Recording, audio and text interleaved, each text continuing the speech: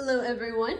So our goal in the next couple of sections is to be able to translate a chemical equation from words to symbols. So before we get to problems where we're doing that, we need to learn a couple things about the notation of chemical reactions and then review a few concepts as well. So let's go ahead and label some parts of this chemical reaction. First of all, you may or may not already know that the substances on the left of a reaction written like this are called the reactants. And then the substances on the right are called the products. And then we have names also for these numbers. So these small numbers, like this little 2 between the H and the O, those are called subscripts. And then the bigger numbers, like the 2 in front of the H2O, those are called coefficients. So all of these terms are important. We're going to be using them throughout the next several sections. So make sure, if you don't know those already, that you just get familiar with them and internalize them. A couple other things I'm going to point out. You'll sometimes see little letters in parentheses like this. These show the state of matter that the substance is in. So G is for gas. Obviously, if we had an S, that would be solid. L would be liquid.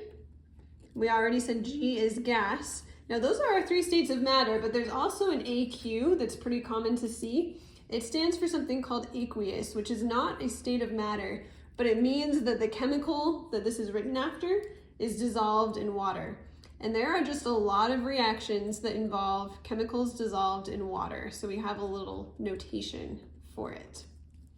Okay, another thing, and now we're going to switch gears a little bit, but this is applicable to writing out chemical reactions.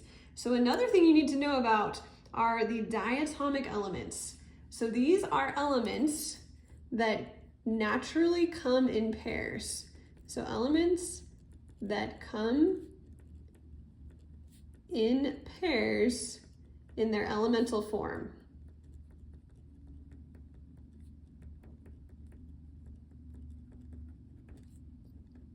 So when I say they come in pairs, it means there's always 2 of them. For example, hydrogen is diatomic. You never see just H, it's always H2. Same with oxygen, it's diatomic. So to remember which elements are diatomic, and you do need to know which ones are, there's a little mnemonic. It is Brinkelhoff. So bromine, iodine, nitrogen, chlorine, hydrogen, oxygen, and fluorine are all diatomic. So that means in their elemental form, they are Br2, I2, N2, Cl2, H2, O2, and F2.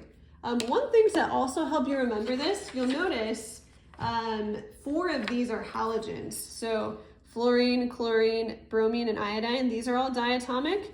And then nitrogen and oxygen are also diatomic. So this kind of L shape right here, plus hydrogen is the only other one. So you can remember Brinkelhoff, you can remember this little shape. Basically, these elements, they want more electrons really badly, and so they're going to be more stable when they are with other elements, even if it's another fluorine. So like 2 fluorines together is more stable than 1 fluorine by itself. So when you're writing out a reaction, if you see like fluorine reacts with something, you need to think F2, not just F. Okay, switching gears again, to be able to write chemical reactions, you need to know how to write formulas of ionic compounds. So we're going to review how to write formulas. These are all ionic compounds. So hopefully you remember that ionic compounds are made of ions, which are charged particles. So when we're writing formulas for them, what I told you to do earlier was to make a little chart and then look at the charges of each ion. So calcium, when it becomes an ion, has a charge of +2. And then bromide, when it becomes an ion, it has a charge of -1. And I probably should have mentioned earlier, the reason that we know this is ionic is because we can see, oh, it's got a metal and a non-metal.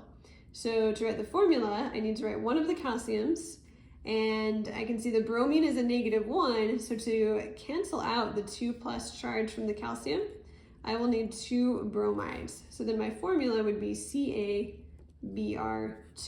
Again, this is just a review, so hopefully this seems a little bit familiar. Let's do a couple more. Aluminum sulfide. So aluminum is in the 3rd column, so it's got a +3 charge. And then sulfide is right underneath oxygen, so it's -2. So this is one of those situations where we have a 3 and a 2. So to get these charges to cancel, I would need 1 more aluminum and 2 more sulfides. So this will be Al2S3. 2 more examples. We have zinc 2 fluoride. So remember, if I look up zinc, it is a transition metal. So it does not have a charge listed on the periodic table, but its charge is listed in Roman numerals right after the name. So we're gonna write Zn2+, and then fluoride is a -1. So we'll write F-, and then there would be 2 F-. So it will be ZnF2. And then finally, we've got aluminum nitrate. So we already looked up aluminum. We know it's a 3+. If an ion ends in ate or ite, we need to remember that we're gonna find it not on the periodic table, but on our chart of polyatomic ions. So nitrate is NO3 -1. So we need to put NO3 -1. And then since this is a -1 and this is a +3, I will need 3 nitrates. So it will be AlNO3 3. All right, and that is how we write formulas of ionic compounds. So all of this information will be helpful when we start actually writing symbolic versions of chemical equations.